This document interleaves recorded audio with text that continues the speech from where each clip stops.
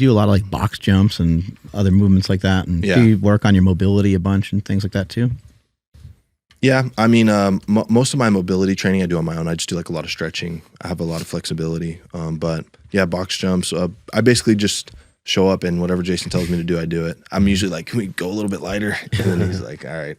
Yeah. He'll make you work out forever too. He'll be like, oh yeah, 2 more, you know, he'll tell you like when the workout's supposed to be over, and then he'll be like, let's just do 2 more things. Yeah. And then those 2 things turn into 4 more things. I will say one thing that I really love about Jason too is that he really truly understands the workload that I have already because he's immersed himself in it. He's came to our competition trainings. He knows how hard it is.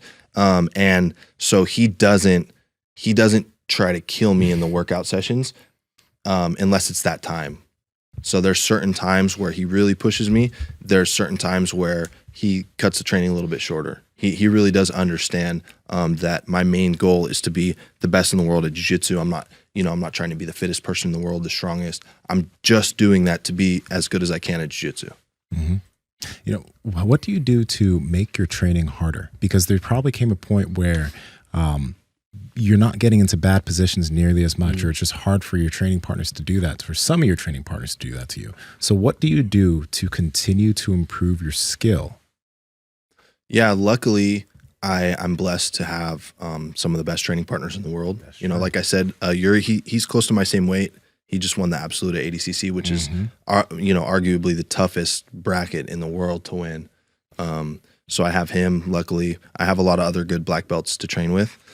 Do you do anything special when you're rolling with somebody that you know, like, they're never going to get to my back, or they're probably not going to get me a back? Do you do anything when you're rolling with people like that? Yeah, for sure. There's definitely times where I'll let someone pass and then, you know, work on regarding, or maybe I'll just be on my back and I'll just be, you know, I'll only use my legs. You know, I'm going to try to not even use my hands for the next 5 minutes. So there are different things you can do to make sure that you're still getting high level training and you're still getting better with different partners. Yeah. But sorry, I cut you off before you mentioned some of your other training partners. Yeah. We have a lot of good black belts there at CTA. And so, you know, I'm in bad positions all the time. And if I'm really peaking and my conditioning is really good, then Kyle he'll put 2 guys on me instead of 1, not at the same time. It'll be like a 10-minute round. We'll be like, okay, you go 2.5 minutes with him, and then 2.5 minutes with him, and then 2.5 minutes with him again. And then, you know, so it'll be kind of like a Shark Tank type of situation. Yeah. And, you know, we'll usually do that to whichever guy is preparing for something that's really important and they're starting to peak. Their conditioning is really good. He doesn't want you to just go with someone and just coast and just, you know, play around. He wants you to really be working hard. So I remember when one of the competitions class I was at with you, Benji, you rolled a really hard round, and then I was your next warm-up round to get you ready for your other no-gi round. Yeah. It was pretty funny. Yeah, so he'll be like, okay, you're going to go 5 minutes with him, and then you're going to go 2 minutes with him. He's going to start on your back. And then you're going to go 2 minutes with him, and it's going to be standing. You have to take him down or else you lose the round. Yeah. And then you're going to do the last 5 minutes with him. You have to get at least 2 submissions. Like, that's how he sets up the training. You know what I mean? He's like, or you have to go with him and you're down by 4 points. You got to score at least 5 points to win. Yeah. You know? Shit, that'd make you puke. No, yeah. It's been.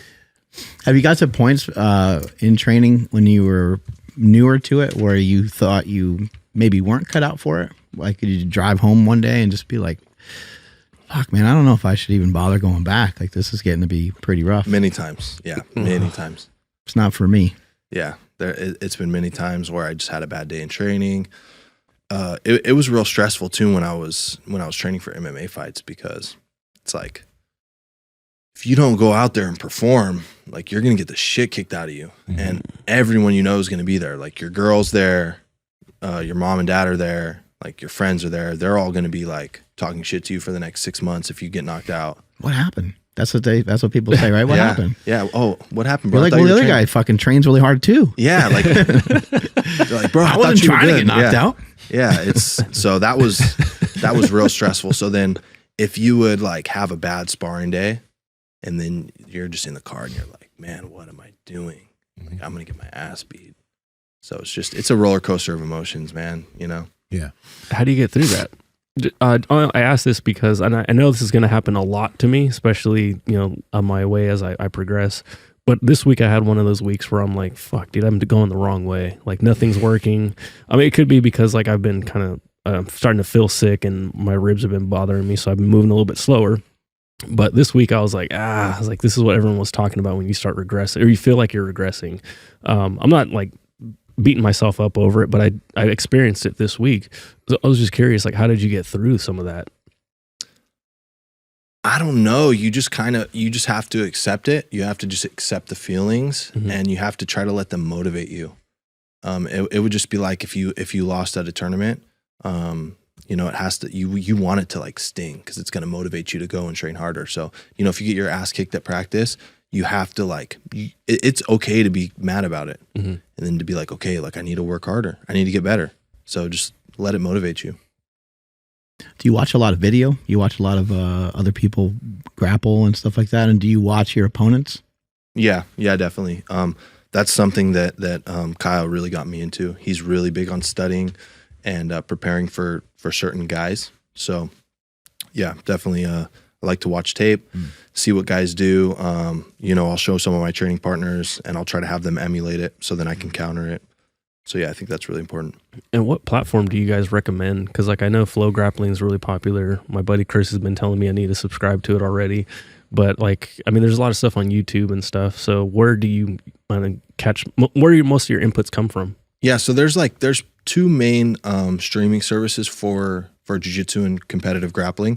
Flow Grappling is probably the biggest one. They do the ADCC World Championships, the IBJJF World Championships, gi and no gi.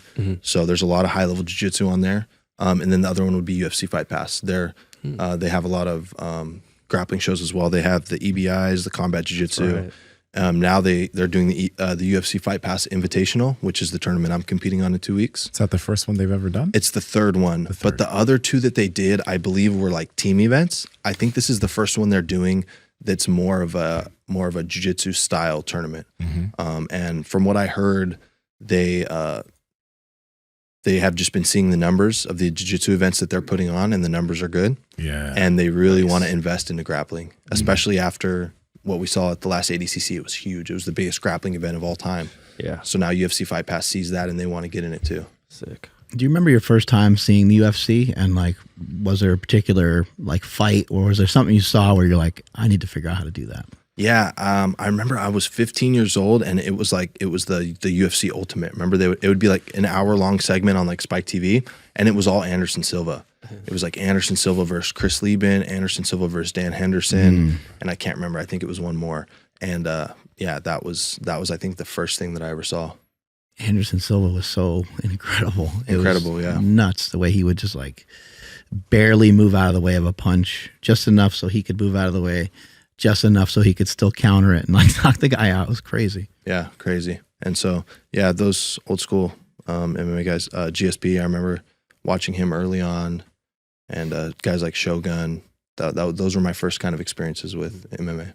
Bad Project family, how's it going? Now, as you guys know, we have been talking about cold therapy for a while. Mark, Andrew, and myself, we all use cold plunge XLs since we're pretty big. But the cold plunge is amazing. And there are a lot of cold therapy tools out there. Obviously, you can use your shower. But the amazing thing about the cold plunge is, number one, it doesn't take up much space in your home or your backyard. And number two, you don't need to change your water, unlike other cold therapy devices, for 6 months to a year. It filters itself. Let's not even talk about all the benefits of cold plunging, like the dopamine release, how good you feel after doing it, and just the cascade of hormones that happens after you get in some really cold water. It's crazy, and we love it. So, Andrew, how can they get it? Absolutely. You guys got to head over to thecoldplunge.com, and at checkout, enter promo code PowerProject to save $150 off your very own cold plunge. Again, thecoldplunge.com, links to them down in the description, as well as the podcast show notes. Do you cold plunge and do all that stuff for recovery as well? Sauna and stuff? Yeah, I was doing that a lot in the training camp for ADCC. I was just trying to do everything I could for recovery.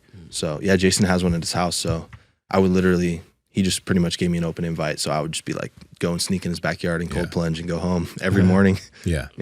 Hey guys, if you like this clip, go ahead and comment down below and let us know what you liked about it. All right. Share this with a friend. Make sure to subscribe to the channel. And also, we are on Reddit and Discord.